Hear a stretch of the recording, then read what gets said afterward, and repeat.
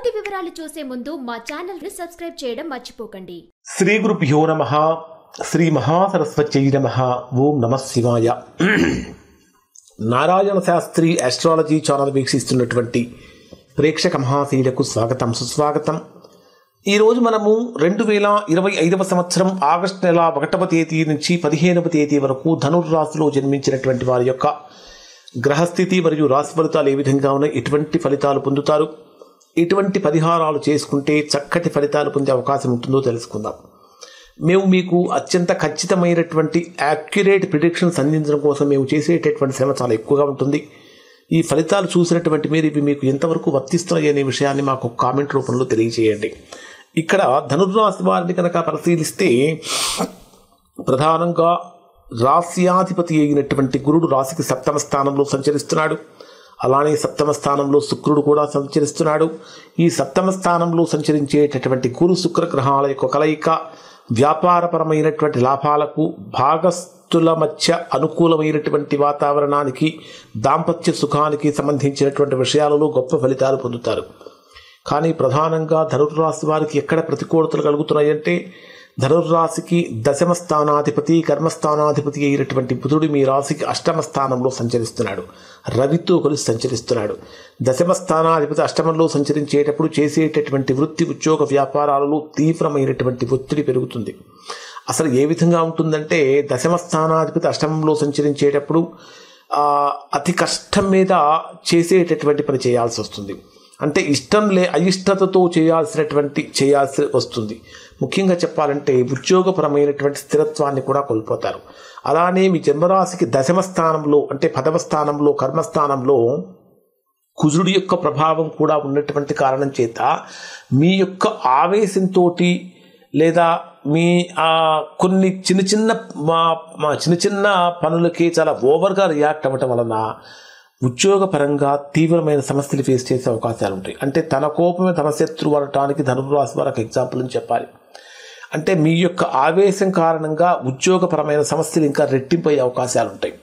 అలానే ఇంకొకటి ఏమిటంటే, 10వ స్థానాధిపతి 8వ స్థానంలో సంచరిస్తున్నప్పుడు ఎంత బాగా కష్టపడుతున్నప్పటికీ దానికి తగిన ఫలితాన్ని పొందలేకపోతూ ఉంటారు. ఇంక ఇది మానేసి వేరే దానికి వెళితే బాగుండనే అనే ఆలోచనలు కూడా కలుగుతూ ఉంటాయి. ధనుర్రాశి వారికి చెప్పేటటువంటి ఒక ముఖ్యమైన సూచన ఏమిటంటే, ఎట్టి పరిస్థితుల్లో ఎంత ప్రతికూలతలు ఉన్నా కూడా ఈ నెలలో ఉద్యోగ మార్పు కోసం ప్రయత్నించకండి. ఈ నెలలో మీరు ఉద్యోగ మార్పు కోసం కనుక ప్రయత్నిస్తే తీవ్రమైనటువంటి ప్రతికూలతలు ఎదుర్కోవాల్సి వస్తుంది.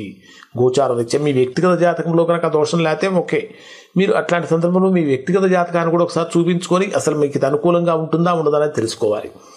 అలానే ఇక్కడ 10వ స్థానంలో కుజుడు, 10వ స్థానం మీద శని వీక్షణం. అంటే ఎంత బాగా కష్టపడుతున్నప్పటికీ కష్టం మీది, ఫలితం వేరే వాళ్ళదన్నట్టుగా మారిపోతూ ఉంటుంది. అనవసరమైనటువంటి విషయాలను తలదూర్చి ఎక్కువగా తలనొప్పులు తెచ్చుకునేటటువంటి పరిస్థితులు కూడా ఇక్కడ ధనుర్రాశి వారికి కనిపిస్తూ ఉన్నాయి. అలానే 8వ స్థానంలో రవి బుధ గ్రహాల కలయిక. అంటే మీ యొక్క జ్ఞానం మీకు తప్ప అందరికీ ఉపయోగపడుతుంది అనేటటువంటి భావన కూడా కలుగుతుంది. అసలు వీరికి డే వైజ్గా ఏ విధంగా ఉంటుంది, 1వ తేదీ నుంచి 15వ తేదీ వరకు డే వైజ్గా ఏ విధంగా ఉంటుందంటే, ఆగస్టు 1వ తేదీ నుంచి కనుక మనం పరిశీలించినట్లయితే వీరికి ఏ విధంగా ఉంటుందంటే, ఒక రకంగా చెప్పాలంటే ఏదో ఒక ఆశ అనేటటువంటిది మిలుకు అంటూ ఉంటుంది. అంటే ఏదో ఒకటి సాధించగలము, ఏదో మనం కోరుకున్నది వస్తుందనేటటువంటి భావన పెరుగుతూ ఉంటుంది. కొంతవరకు లాభదాయకంగా మారుతుంది. ఆదాయ మార్గాలు అయితే పెరుగుతూ ఉంటాయి. కొత్త ఒప్పందాలు చేసుకోవడానికి, అగ్రిమెంట్స్ చేసుకోవడానికి అనుకూలమని చెప్పాలి.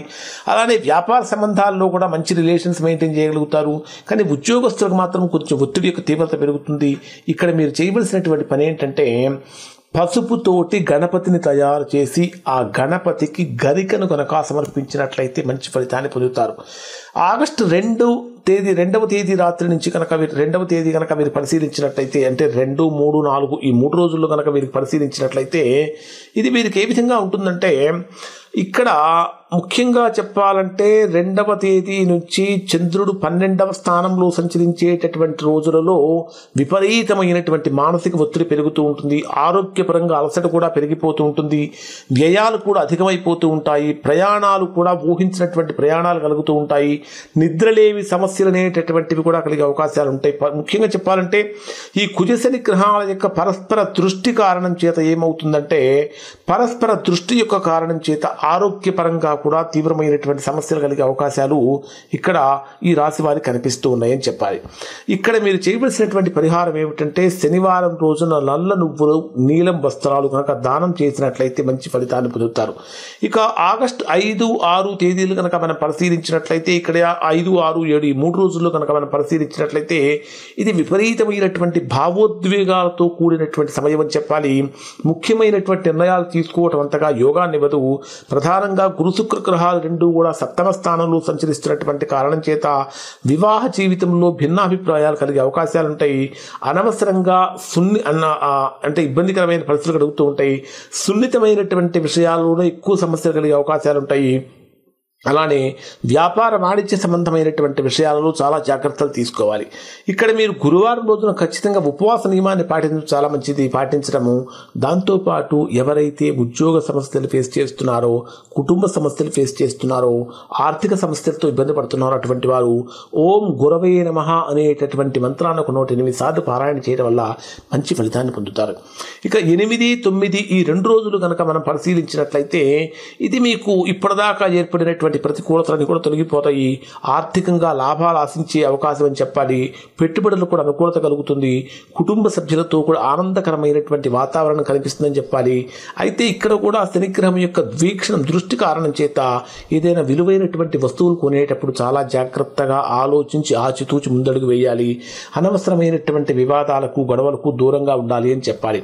ఇక్కడ మీరు లక్ష్మీదేవిని కనుక ఆరాధన చేసి, శుక్రవారం రోజున లక్ష్మీదేవిని ఆరాధన చేసి పంచదార పాలు ఇవి కనుక నైవేద్యంగా కనుక పెట్టినట్లయితే మంచి ఫలితాన్ని పొందుతారు.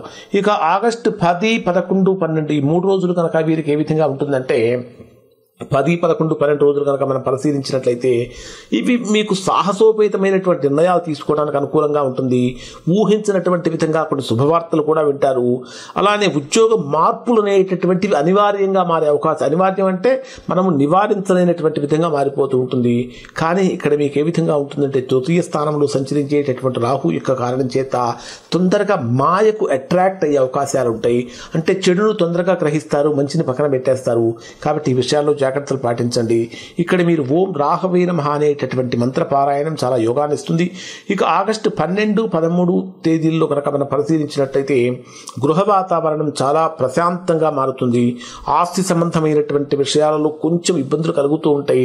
ఈ కుజశని గ్రహాల యొక్క పరస్పర వీక్షణంలో ఉన్నటువంటి కారణం చేత కుటుంబ సభ్యుల మధ్య కూడా ఏదో ఒక రకంగా చెప్పాలంటే భిన్నమైనటువంటి వాతావరణం కనిపిస్తూ ఉంటుంది.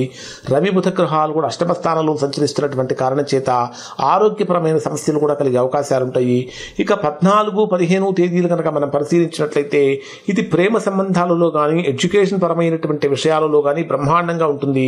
ఒక రకంగా చెప్పాలంటే క్రియేటివిటీ లెవెల్స్ బ్రహ్మాండంగా పెరిగే అవకాశాలు ఉంటాయి. ఓవరాల్గా ఇక్కడ మీరు దత్తాత్రేయ స్వామి యొక్క ఆరాధన చేయటం వల్ల చాలా గొప్ప ఉత్తమమైనటువంటి ఫలితాలు పొందే అవకాశం ఉంటుంది. ఇవి ఇప్పుడు చెప్పినటువంటి అంటే ధనుర్రాశి వారికి కనుక మనం పరిశీలించినట్లయితే కొంతవరకు ప్రతికూలమైనటువంటి ఫలితాలు కనిపిస్తున్నాయి. ఎందుకంటే దశమాధిపతి అష్టమ స్థానంలో ఉండటము, దశమ స్థానంలో కుజుడు యొక్క ప్రభావము, కుజశని గ్రహాలు రెండూ కూడా పరస్పర వీక్షణంలో ఉండటం, ఈ కారణం చేత ధనుర్రాశి వారు విపరీతమైన ఒత్తిడి ఎదుర్కొనే అవకాశం ఉంటుంది. ఇవి తొలగిపోవాలి అంటే ఖచ్చితంగా మీరు ఇప్పుడు చెప్పినటువంటి పరిహారాలు పాటించడం వలన మంచి ఫలితాలు పొందుతారు. ఇవి ధనుర్రాశి వారికి సంబంధించిన ఫలితాలు. శుభం.